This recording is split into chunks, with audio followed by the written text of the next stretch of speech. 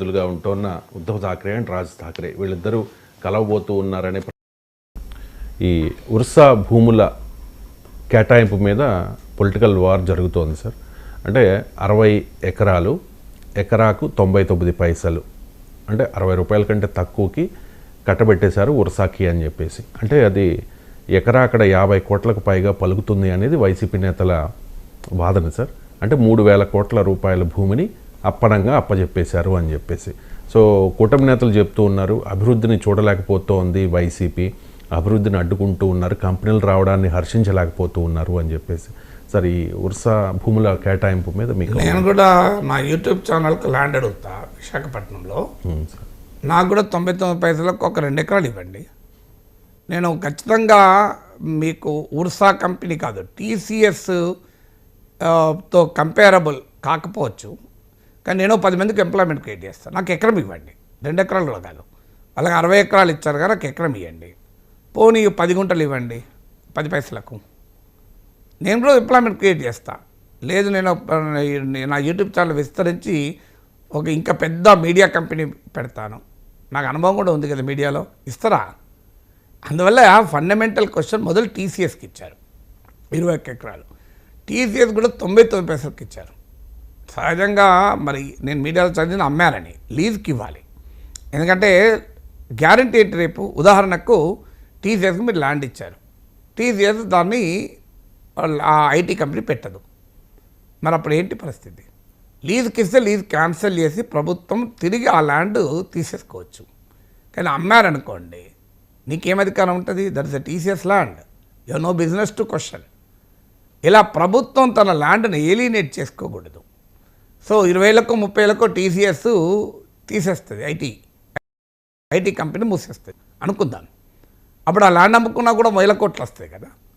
అంటే అసలు టీసీఎస్ ఇప్పుడు సాఫ్ట్వేర్ డెవలప్ చేయాల్సిన అవసరం లేదు, అలాగే ల్యాండ్ ఉంచుకుంటే 50 ఏళ్లకు సాఫ్ట్వేర్లో సంపాదించిన దానికన్నా ఎక్కువ సంపాదించవచ్చు. అందువల్ల నీ ఒక ప్రాపర్టీ ఏలినేట్ చేయకూడదు, లీజ్కి ఇవ్వండి. On that land TCS can develop it's company, అభ్యంతరం లేదు. కానీ ల్యాండ్ ఓనర్షిప్ ఎందుకు ఇవ్వాలి అన్నది మొదటి క్వశ్చన్. ఒకవేళ నేను మీడియాలో చదివాను ల్యాండ్ అమ్మారు అని వచ్చింది, ల్యాండ్ అమ్మి ఉంటే అది తప్పే, లీజ్కి ఇవ్వండి నెంబర్ 1. నెంబర్ 2, 99 పైసకి ఎందుకు ఇవ్వాలి? టీసీఎస్ ఏమన్నా పేద కంపెనీ, అదేమన్నా డబ్బులు లేని కంపెనీ? కొన్ని 1,000 కోట్ల ఆస్తులుండి డబ్బులున్న కంపెనీ.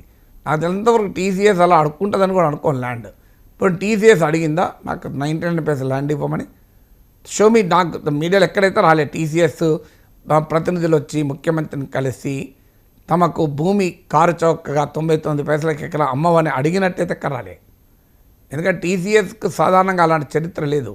ఇది టాటాస్కు ఒక పెద్ద కార్పొరేట్ ట్రెడిషన్స్ను ఎస్టాబ్లిష్ చేసిన కంపెనీ, క్రోనీస్గా పనిచేసిన చరిత్ర టాటాస్కి లేదు. మీకు అంబానీలపైన అదానీలపైన విమర్శలు ఉన్నాయి, కానీ టాటాస్ పైన విమర్శ లేదు. సో మన టీసీఎస్ అడగకపోయినా మీరు ల్యాండ్ ఎందుకంత కారు చౌక ఇచ్చారు? లేదు TCS by the land, TCS capacity లేదా? ల్యాండ్ కొను. పోనీ టీసీఎస్కు మీరు ల్యాండ్ ఇచ్చారు, మీరు ఇంతమంది ఉద్యోగాలు ఇవ్వాలని కండిషన్ పెట్టారా? వాళ్ళకి ఇంత జీతాలు ఇవ్వాలంటే కండిషన్ పెట్టారా? ఇలా టీసీఎస్ పైన కంప్లైంట్ ఏంటంటే లోయెస్ట్ సాలరీస్ ఉంటాయి, ఎంట్రీ లెవెల్ 25,000కు. నేను నా దగ్గర పనిచేసే వాళ్ళకి 25,000 కాదు 30,000 ఇస్తున్నా, టీసీఎస్ 25,000 ఇస్తుంది. 25,000 30,000తో చాలామందితో పని చేయించుకుంటుంది. మీరు మినిమం ఆ సాఫ్ట్వేర్ ఇంజనీర్కి 50,000 ఇవ్వండి అని కండిషన్ పెట్టండి, ల్యాండ్ ఇచ్చినప్పుడు ఫ్రీగా. ప్రజల పక్షాన కండిషన్ పెట్టండి ప్రభుత్వం. మీరు ఎంత ఉద్యోగాలు ఇవ్వాలి అనేది కండిషన్ ఉండదు, ఎన్ని జీతాలు ఇవ్వాలో కండిషన్ ఉండదు. మరి ఎందుకు ఇవ్వాలి ల్యాండ్? సో ల్యాండ్ ఇచ్చేటప్పుడు ఈ కండిషన్స్ అయితే ఉండాలి కదా. కనీసం మీరు ఇన్ని ఉద్యోగాలు తప్పనిసరిగా మెయింటైన్ చేయాలి అని. మెయింటైన్ చేయనప్పుడు మేము మా ల్యాండ్ మేము వెనక్కి తీసుకుంటాం, అందుకే లీజుకి ఇవ్వాలన్నది, అమ్మితే లాభం లేదు. తర్వాత మీరు ఇంత ఉద్యోగుల మినిమం శాలరీ మేము ఇంత ఇస్తాం, ఇది చేయాలి కదా. తర్వాత టీసీఎస్కి ఇచ్చారు. ఇప్పుడు ఇది ఊర్సా క్లస్టర్స్ అని మీడియాలో వస్తున్న కథనాల ప్రకారం ఆ కంపెనీ ఫిబ్రవరిలో ఏర్పడింది. మరి ఫిబ్రవరిలో ఏర్పడిన కంపెనీ ఇప్పుడు 60 ఎకరాలు ఏంటి, 59.5 ఎకరాలు. ఈవెన్ తెలంగాణ ప్రభుత్వంతో కూడా ఒప్పందం చేసుకుని దావోస్లో అంటున్నారు, అదొక వేరే క్వశ్చన్, మళ్ళీ అది సబ్జెక్టు. మీరు ఆ కంపెనీకి ఇచ్చారన్నది ఆరోపణ, ఇచ్చారో లేదో నాకు తెలియదు. ఎందుకంటే ఇప్పటి వరకు ప్రభుత్వం దీనిపైన మౌనం, ప్రభుత్వ అనుకూల మీడియాలో మౌనం. ఆశ్చర్యంగా ఉంటుంది, ఇంత మౌనం ఏంటి? వాట్సాప్ గవర్నెన్స్ ఉన్న రోజుల్లో వాట్సాప్లో నీకు ప్రభుత్వం సేవలు అందిస్తున్న శరవేగంతో పనిచేస్తున్న కాలంలో అసలు మౌనం ఏంటి అని నాకు అర్థం కాని విషయం. అసలు ఏకి వదిలేస్తా ప్రభుత్వ అనుకూల మీడియాలో ఈ వ్యూహాత్మక మౌనం ఏంటి, సైలెన్స్ కారణం ఏంటి అనేది క్వశ్చన్ కదా.